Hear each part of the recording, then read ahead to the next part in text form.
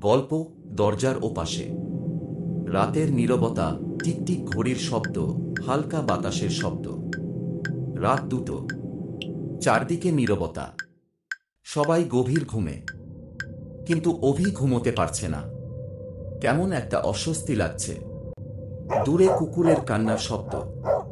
হঠাৎ দরজায় ধাক্কা, টক টক টক। অভি চমকে ওঠে। রাত 2টোয় দরজায় কে? অভি ভয় মেশানো কণ্ঠে, কে আসতে পারে এই সময়? সে উঠে গিয়ে দরজার পিপোহলে তাকায়, কিন্তু বাইরে কেউ নেই। টিকটিক ঘড়ির শব্দ, হালকা বাতাসের শোঁ শোঁ শব্দ। আবার দরজায় ধাক্কা, এবার জোরে। টক টক টক। অভির বুকের ভেতর ঢিপ ঢিপ করতে থাকে। সে আস্তে করে জিজ্ঞেস করে, অভি কাঁপা গলায়, কে? কে ওখানে? কোনো উত্তর নেই। ধীরে ধীরে সে দরজার লক খুলে।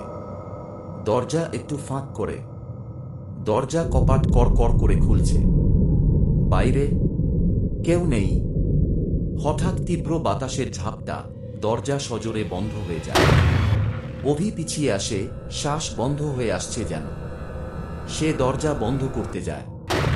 দরজার নিচ দিয়ে কারো ছায়া দেখা যায়। অভি থমকে যায়। দরজার ওপাশে কেউ দাঁড়িয়ে আছে।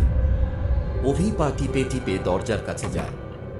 হাত বাড়িয়ে দরজার নব ধরতেই পেছন থেকে ফিস ফিসানো কণ্ঠ অভিকে খুঁজছে।